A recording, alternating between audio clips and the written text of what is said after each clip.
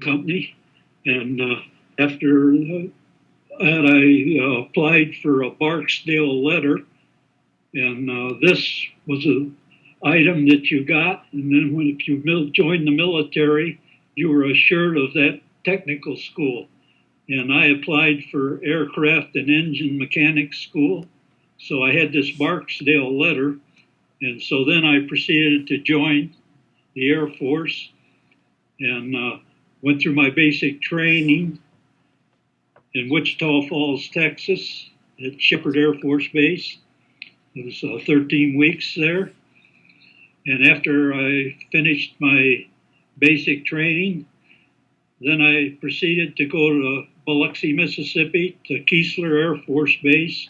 This was the beginning of 1949, to aircraft and engine school. And after that, I finished. I think it was like 39 weeks or something like that of school. And then I was alerted for an overseas assignment. At that time, I went home and enjoyed a few weeks leave. And then I proceeded to Fort Mason in California. And from there, I boarded a ship. The name of the ship was MC Miggs. This was an Army troop transport. And we cast off from San Francisco. We went up to Seattle and picked up some more people. And I think the total, according to the article I have, it was 450 total. And we proceeded to Yokohama, Japan. And a few days out, we ran into stormy weather, and we couldn't go up on deck for, I think it was like 3 days. And finally, a lot of people were sick and throwing up and everything because they had to close all the hatches. There was no fresh air to speak of. And some of us were assigned guard duty to be on watch all night for fires and so forth. And the other half was assigned KP. Myself, I was assigned guard duty. And after we did go up on deck, after the storm passed, we got out of it. I noticed some of the stanchions and railings were bent down on the ship and everything. And there was a lot of guys that were really sick. They set up some big garbage cans, looked like 50-gallon drums in the aisles. People were throwing up around them, a bunch of them. But I never got sick. And then as we crossed the international date line, they had a ceremony. They had a person that dressed up like a mermaid, and we had to go kiss this fish. He held a big dead fish, and we had to kiss it. And then we got a diploma that we'd crossed the international date line. And from there, we proceeded to Yokohama, and we docked there, and we embarked, got on some trucks.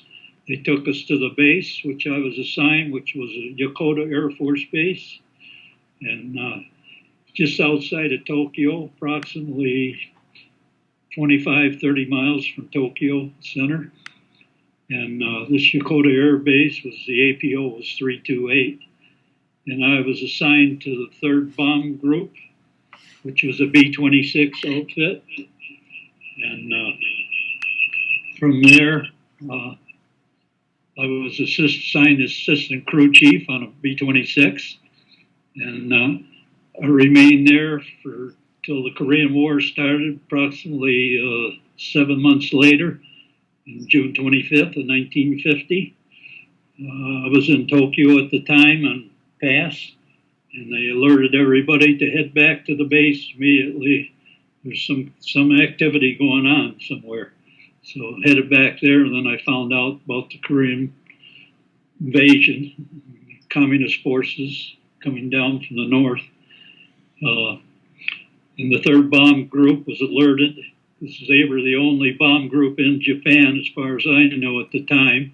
It was a twin-engine B-26s, the Douglas A-26 aircraft. It has a 3-man crew, a pilot, only one set of controls for the pilot, and a bombardier. If there's an A model, which is a flat top with a solid nose. Then there's a B model, which is a solid nose. And then there's a C model that has a glass nose. That one has a bombardier that can ride up in the nose, and he can also come back and man the right seat next to the pilot. And then you have a gunner in the back end of the craft. The squadron I was assigned to was a 6114th tow target unit. And the primary mission of our unit was to tow targets for Army AAA battalions. And most of this occurred around the Tokyo Bay area called Katakai. We also towed targets for aircraft and all over Japan. And we were constantly going TDY, that was temporary duty, to other locations. And we'd go to, my first assignment when I got into this unit was to go down to Okinawa and spend approximately 3 to 4 weeks down there. And from there, come back to our home base at Yokota.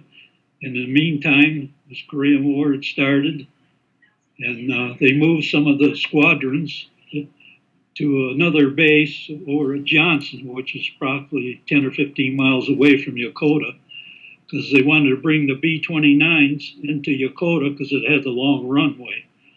And so consequently, all the lighter aircraft were moved over to Johnson Air Base, which was APO 994. This, like I say, was a fighter base, and it had P-51s. It also had the Royal Australian Air Force squadron there, the 77 Squadron, flew the Mustangs. And just a minute. Excuse me, just a minute. That's all right. And after that, the 3rd Bomb Group at that time was composed of the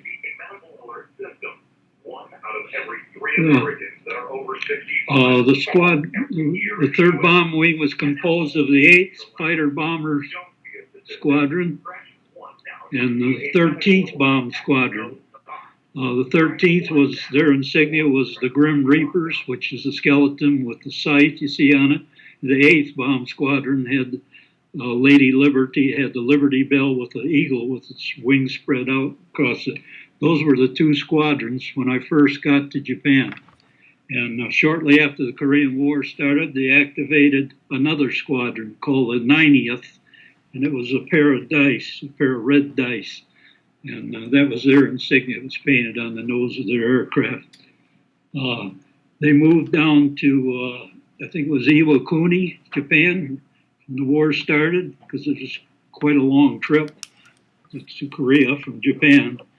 And then they finally moved to K8, and they operated out of there, the 3rd Bomb Wing. We remained in Japan, and we would go back to Korea on and off TDY for like 30 days at a time.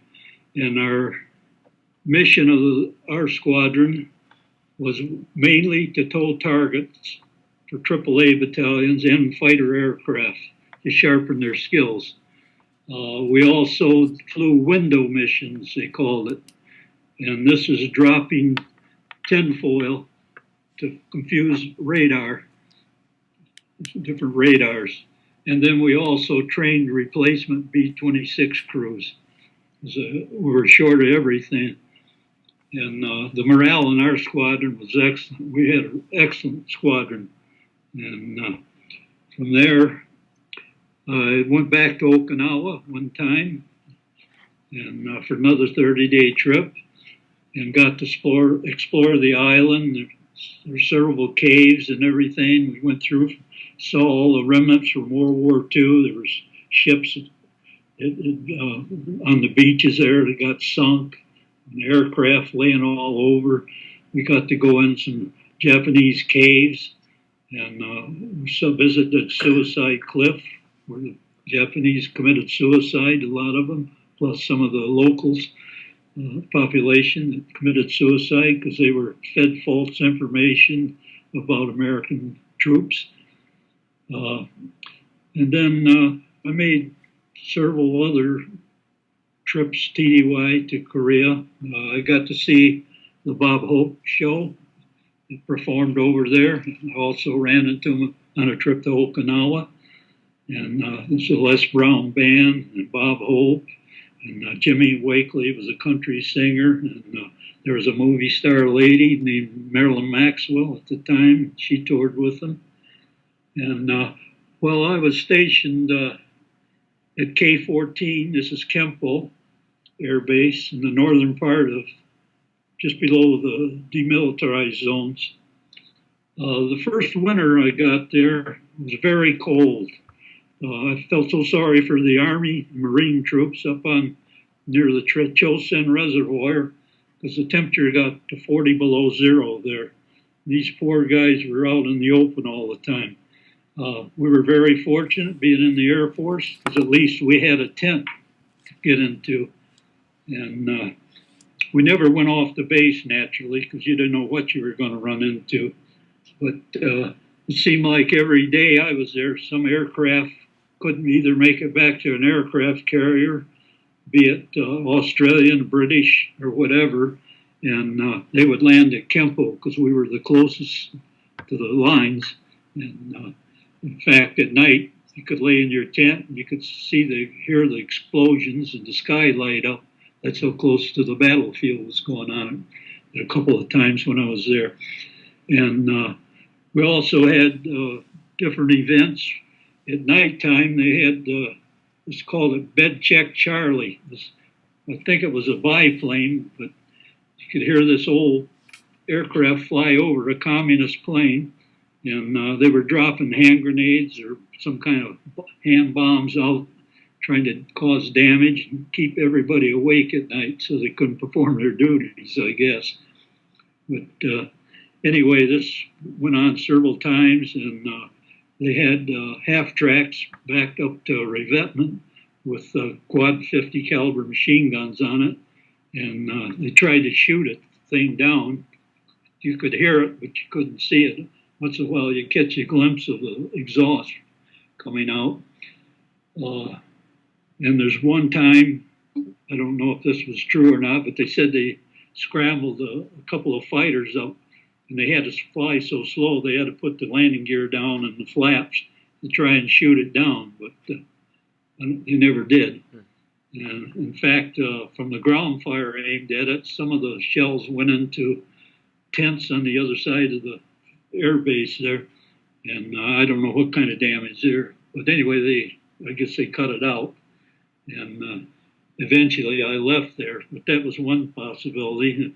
And then another incident, this never happened to me, I want to make that clear, but the Chinese were infiltrating the base, and they would climb into the tents and try and stab some of the troops to death there, cause damage. And we also, some of the aircraft, they covered up with camouflage nets so they wouldn't reflect any light and so forth, if anything night. And one event at K-14, Ted Williams, the baseball player, he served as a Marine pilot in World War II, and he was recalled to service during the Korean conflict. He flew into Kempo one time. He operated off an aircraft carrier, but he was having some kind of problem, and he couldn't make it back to the carrier. I don't know if it was a maintenance problem or low on fuel or what, but anyway, he landed at K-14. And when I first got there, there was a F-80 Shooting Stars.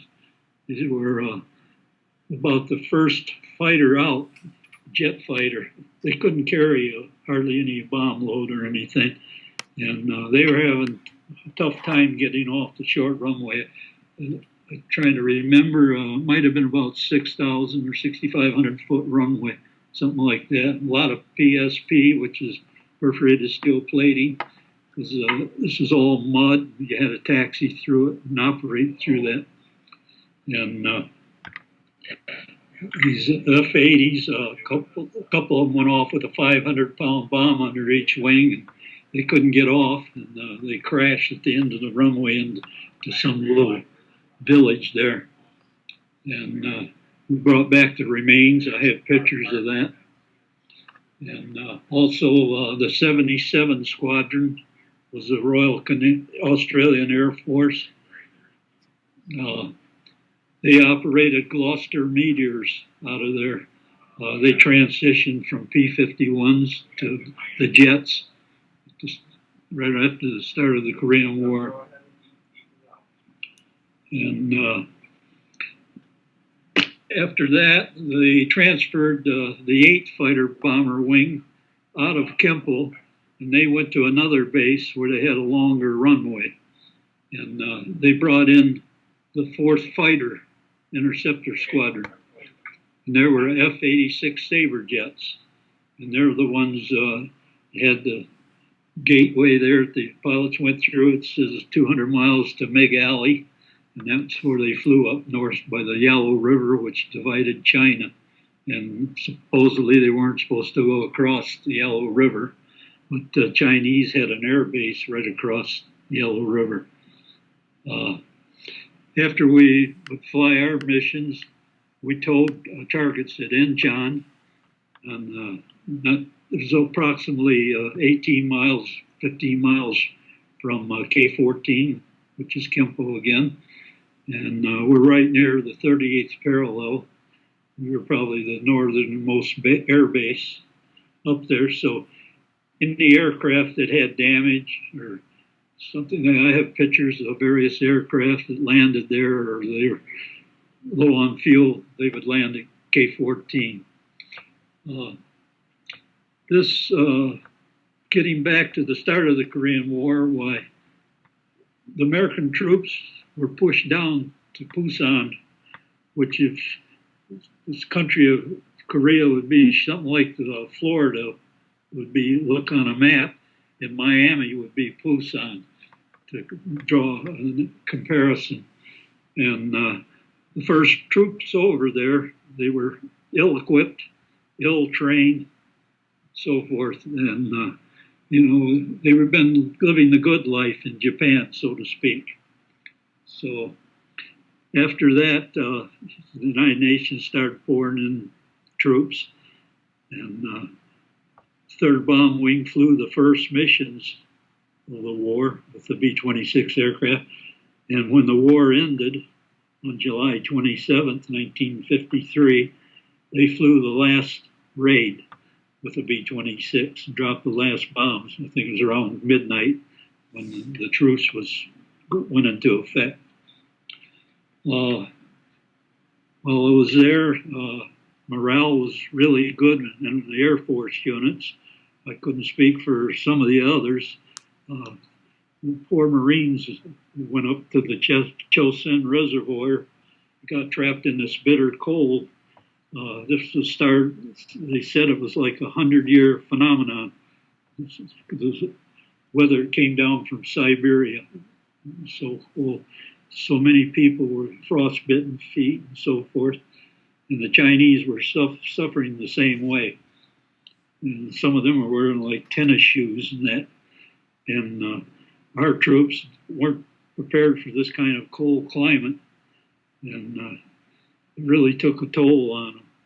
And they thought that the war would be over by Christmas or even Thanksgiving, because they had the Incheon landing in September of 1950, and MacArthur engineered that. And it was a risky operation because they had the tide that came in every 12 hours. So they had to have these ships in position to have the invasion of Incheon at high tide.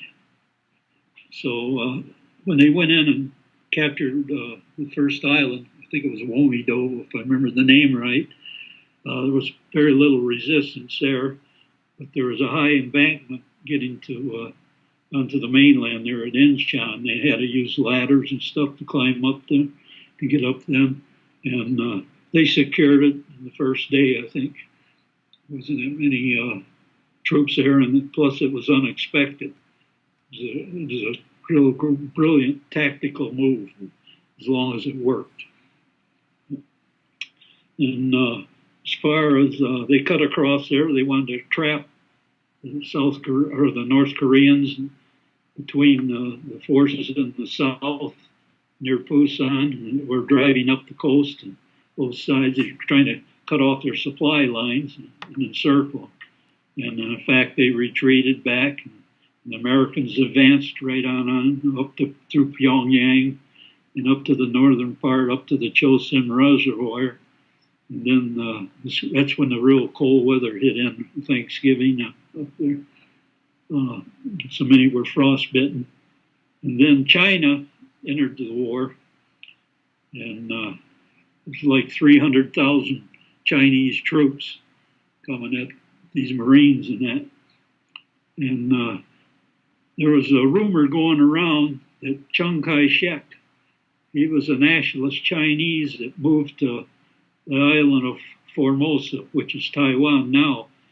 And from what I know, the American fleet, politicians in Washington, they didn't want any conflict because the communist Chinese, headed by Mao Zedong, they were on the mainland, and Chiang Kai-shek and the Chinese troops were on Taiwan or Formosa. And the American fleet stayed in the waters there to keep the peace, so to speak. But anyway, Chiang Kai-shek offered 500,000 Chinese combat troops to MacArthur.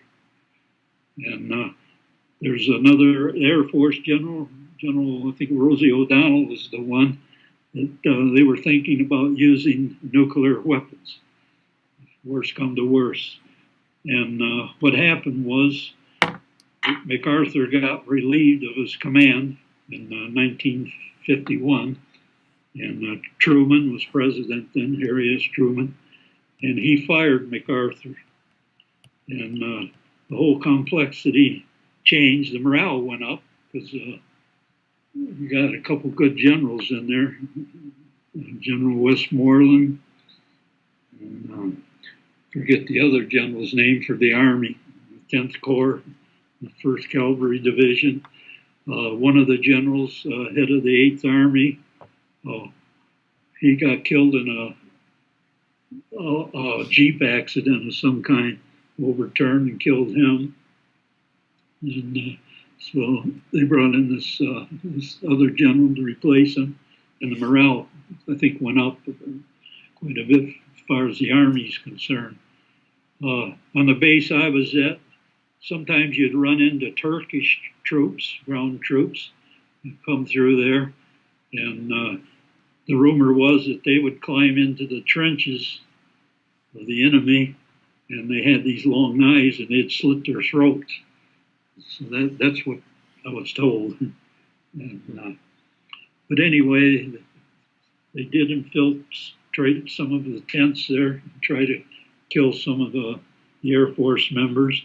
When I first went over there, I was assigned to the 67th Tactical Reconnaissance Wing, which was a B-26 wing. It was the 12th Tactical Recon Squadron, and their B-26s were all painted black because they flew mostly at night. Chinese kind of hunkered down in the daytime, so they couldn't be detected, and then they'd move position-wise at night. And these B-26s would try and photograph the troop movements at night, and then they'd bring back the intel, go over it, and then consequently brief the 3rd Bomb Wing for the next day's mission. And that's who we were assigned to that group. And then other times when I went over there, we were just on our own. And other times I was assigned to our group was assigned to the 4th Fighter Interceptor Wing, which is F-86 Sabre jets. They were pretty well even and matched with the MiG-15, which they fought. And it was like 200 miles from the base up to Mig Alley by the Yellow River, and that's where they would engage the enemy fighters up there. and the 3rd Bomb Wing, the 8th, and 13th Bomb Squadron. And I know they operate on a K-8 Gunsan, and I don't know where the 90th operated out of. Back in Japan, when we moved over to Johnson, we were assigned to under the command of the 35th Fighter Interceptor Wing. And this was a fighter group, and we were on this fighter base, and our B-26s were stationed there permanently until we went TDY. TDY was, like I say, is temporary duty. We went up to Misawa, which is in the northern part of Japan, and we tuned up the Far East fighter squadrons because they would come to the United States to Nellis Air Base in Nevada for the Air Force gunnery meets. And one time we were towing there, and we headed back to the base, and this one F-80, the tail section, come right off the airplane, and it went down, and the pilot who was in that aircraft never got out of it and perished. And he was scheduled to lead this one squadron to the Air Force Worldwide Gunnery Meet in Nevada, as I said. Well, I was on Okinawa a few times. I did see General MacArthur's plane land there and refuel on his way back to the Philippines. His headquarters is in Tokyo, but he went down to Clark Air Base in the Philippines to start with. And then he came up to Tokyo. The Japanese people loved General MacArthur.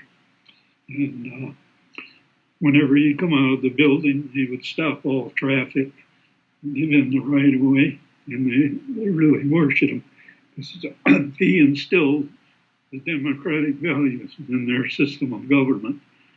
And they really came on to him, what he stood for.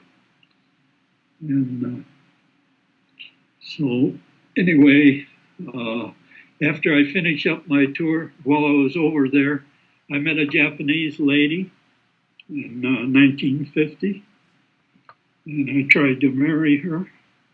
And they tried to get all this paperwork through. It was quite a struggle because they didn't want you marrying Japanese.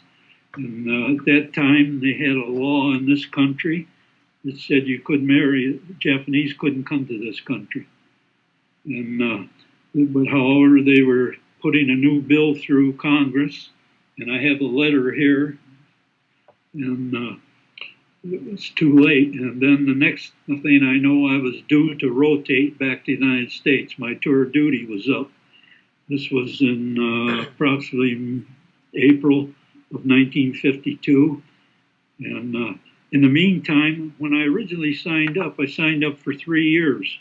I enlisted on October 11th, 1948. I was due to be discharged on that in 1951. Well, when the Korean War started, everybody got extended 1 year. And so that was mandatory. So I was in my 1 year extension when I got sent back to the United States, 1952. From there, I was alerted that I was going to go to Langley Air Force Base, Virginia. And I was assigned to the 4400th Combat Crew Training Group, the 117th Bomb Squadron, which was a B-26 outfit. And I was only there for like 3 months, something like that. And I wrote to my girlfriend, my fiancée, back in Japan. And I said, I will return. I told her that before I left. And in fact, before I left, I initiated several paperwork and procedures to go through. But every time I go to either Korea, Okinawa, or some other place, TDY, the paper would come back, the paperwork could be lost. I have to initiate it again. Consequently, time wasn't on my side and it ran out. And so I went to Virginia, and there were a few of us in this 117th Bomb Squadron there was maybe a dozen of us that were regular Air Force. The rest were all reserves and Air National Guard, and they were recalled. So we were basically training them on B-26 aircraft. So they shortened my 1 year enlistment. They shortened it by a month and a half. I think it was something like that. So I was getting discharged early. So I proceeded to Washington, D.C. and got a passport. And I've got a visa for Japan. And I proceeded home, stopped by the house, took a train from Detroit to Seattle. I didn't have enough money to fly because it was very expensive in them days. And I bought a tourist ticket for $665. I'll never forget it because I didn't have that much. And I had to borrow from my grandparents and that. And I flew from Seattle to Tokyo. And I flew from Seattle to Anchorage, Alaska, then to Shima Island in Aleutians. It's the last island out there in the chain, and then into Tokyo. And I landed in Tokyo, and I'd previously wrote a letter to my fiancée that I would be there on such a day, and the time and everything. And she knew this. So I was supposed to take a train, which is a mode of transportation around Tokyo. These electric trains are all over. And so I was in such a hurry, I didn't want to take a train to meet her. And I found out later that she stood in the train station all day waiting for me. So I hailed a taxi cab.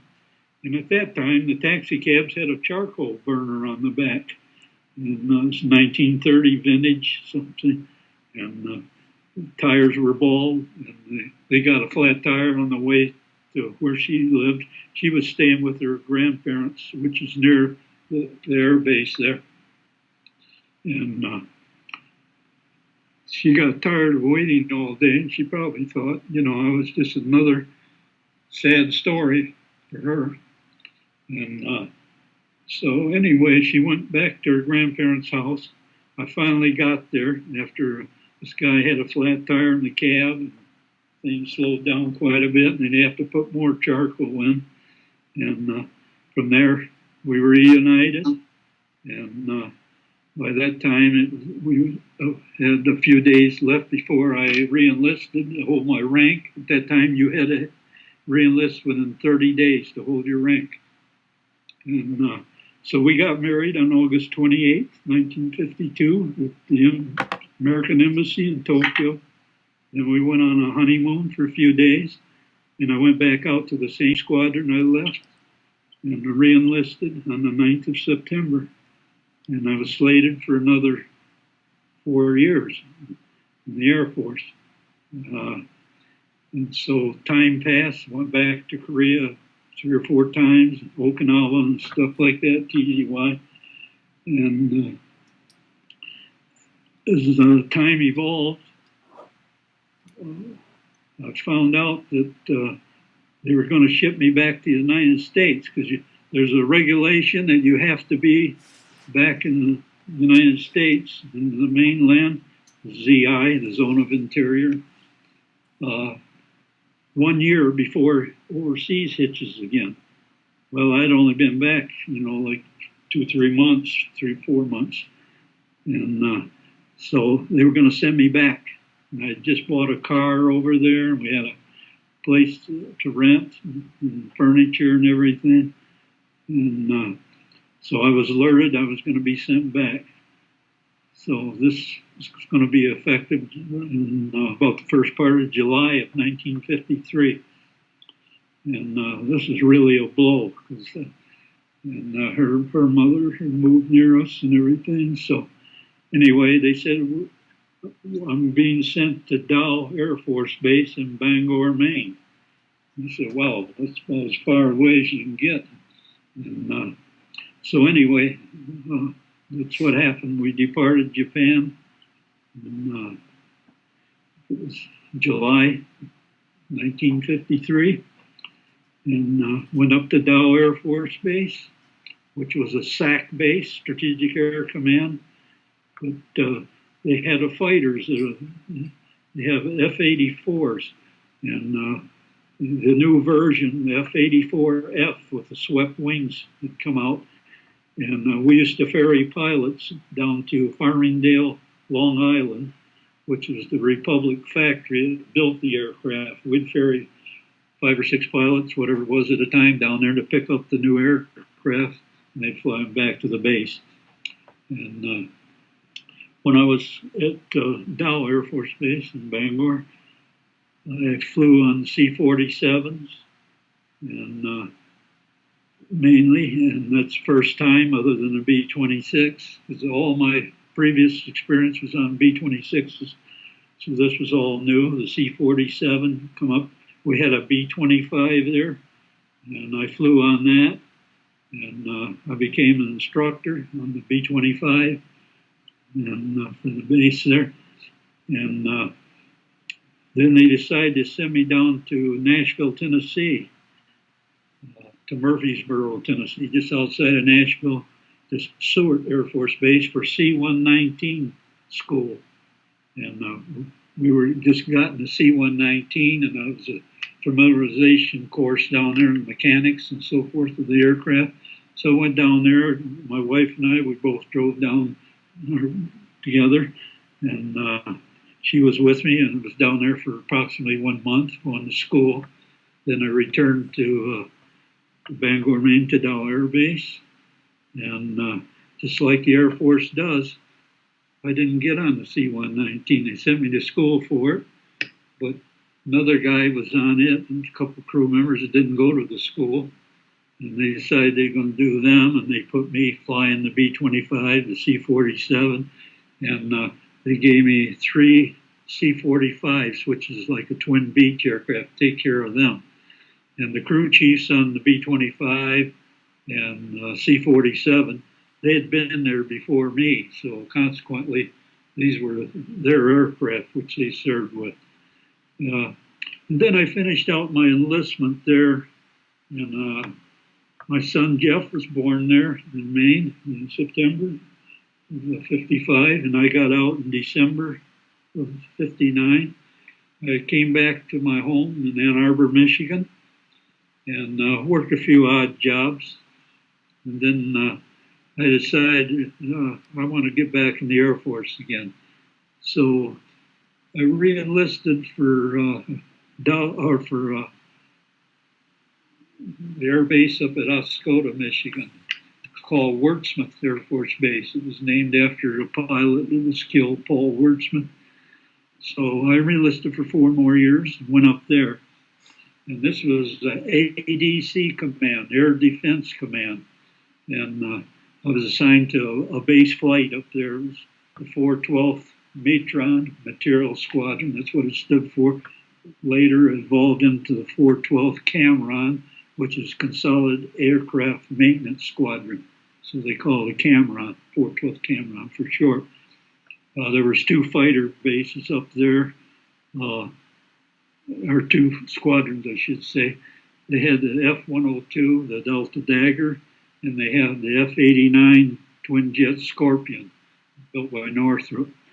And that was the 445th Squadron. And they had the 31st Fighter Interceptor Squadron, and which flew the 102s. And then I think they had one there, the 18th. They were down the other end of the field from us.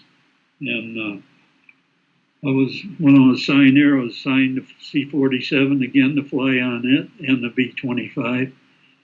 And I did take a couple flights, C-119, because we also had one of them. And I was not the crew chief on these aircraft because they belonged to personnel that already were there.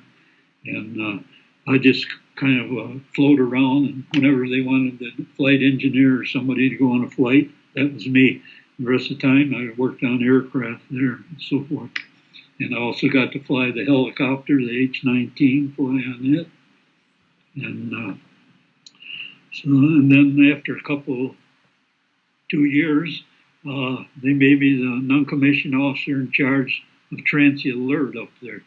And I went with flew with the C-47 to the base commander up there. As I stated before, this was Air Defense Command base, and we had radar sites around the northern part of the country, and they were under his command. Colonel Thomas Wilson was his name, and I flew with him up in Canada to different sites, and I would stay with the aircraft while he went and inspected these radar sites. But sometimes it would be very cold, and these aircraft with reciprocating engines, they have a thick oil in them, and it's probably equivalent to 50 or 60 weight oil. And it's grade 1100, the Air Force grade for it. And you'd have to dilute the aircraft engines, otherwise you couldn't start them. You try to engage the starter and it'd just shear it off. So you have to oil dilution solenoid in the aircraft. So they have a chart, and you look to see what the outside air temperature is.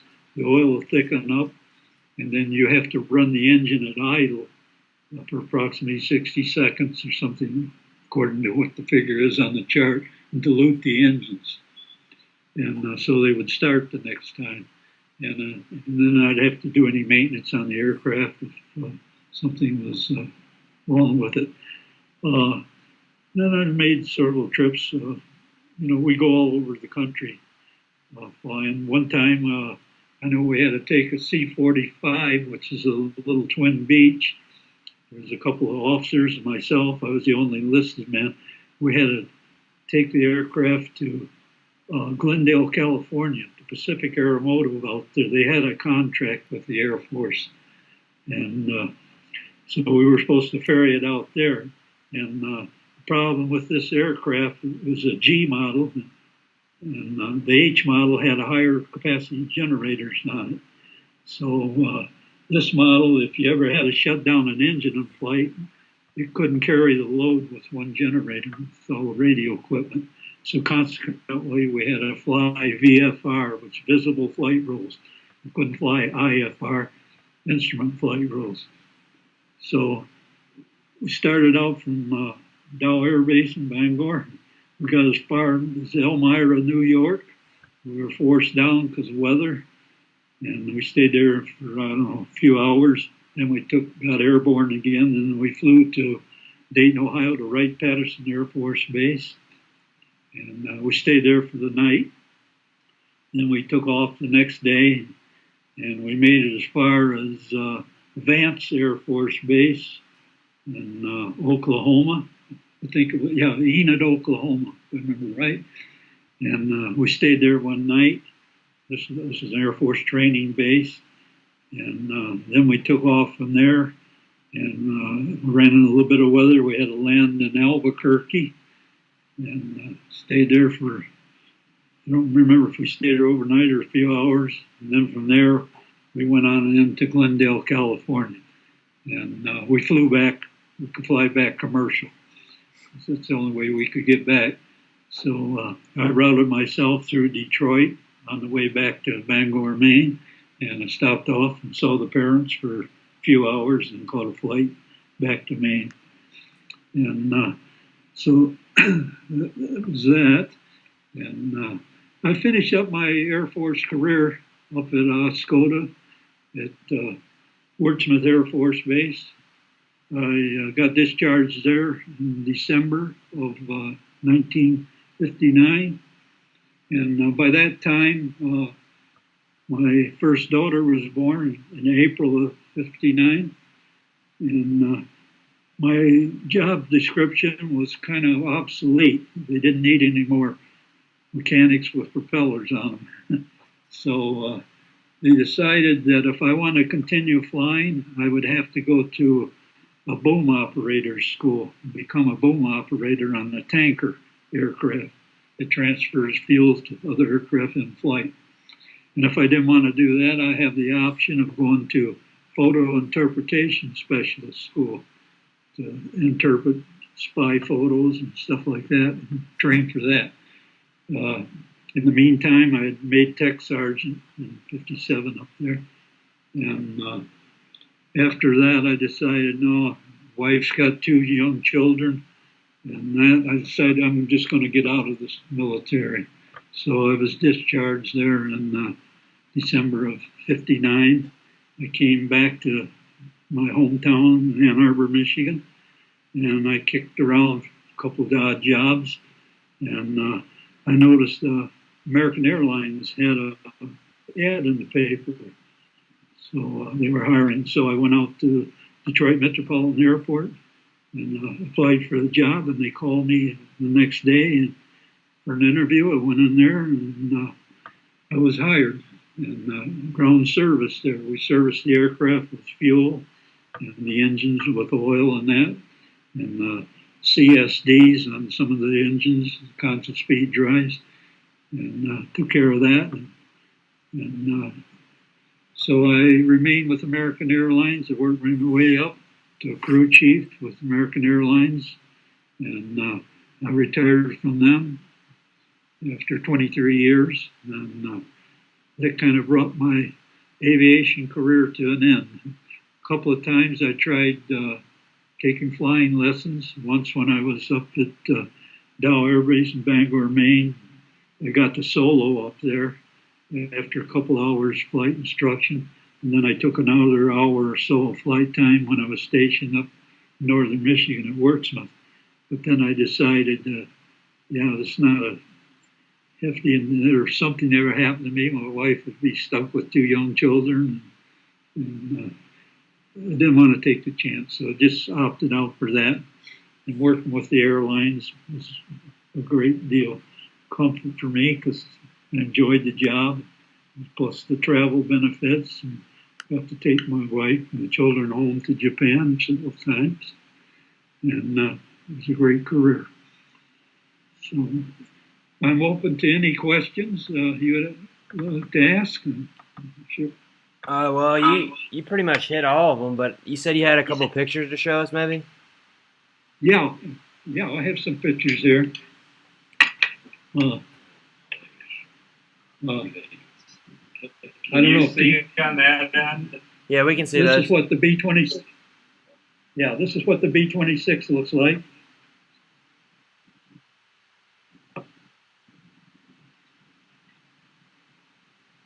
The twin-engine bomber. It's about the fastest twin-engine bomber they prevent. This is my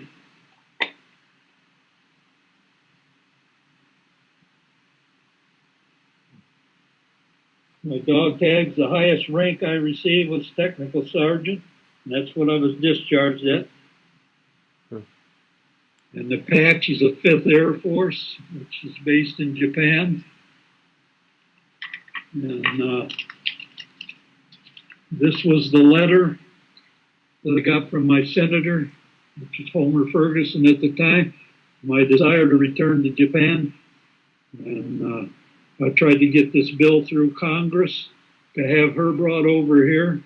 And fortunately, Congress was adjourning for their summer recess, and it couldn't be put through in the amount of time that I had and to retain my rank and re-enlist and so forth. So it necessitated me going back to Japan and get married as a civilian and re-enlisted back in the same outfit. And then I was married, and there's nothing they could do. So I had one up on them. And these were propaganda leaflets that were dropped on the Chinese and communist troops. Basically, this says you can't win against the United States. We got all this manufacturing, planes and ships, combat you and stuff. And it's written in Korean on the back. And here's another one. It says, why do you fight for these communist people and stuff? Yeah, these were propaganda leaflets that were dropped on the Chinese and Korean troops to get them to defect and come to the American side. And, So that's pretty much it. So I'm open to any more questions. The B-26 was the greatest plane in my estimation. It was very fast. Had a top speed of about 360 miles an hour. I think it was redlined at 410. And it carried a three-man crew. With our squadron, most of the time it was two officers and one enlisted man, which is the gunner in the back. But with our squadron, most of the time we flew with one officer, which is a pilot, and enlisted men in the right seat, which is what I was, and the enlisted men in the back end, which is either a gunner or a tow rail operator. So very fortunate to have that experience flying up front, so to speak. Go ahead. What'd you say your full name was again? What was it? What'd you say your full name was again? Donald Eugene Hudson. All right, thank you. It's Hudson. Anything else? We're good. All right, well, we appreciate it. Okay, yeah, it's nice to do it for you. Thank you so much. Thank you. We learned a lot.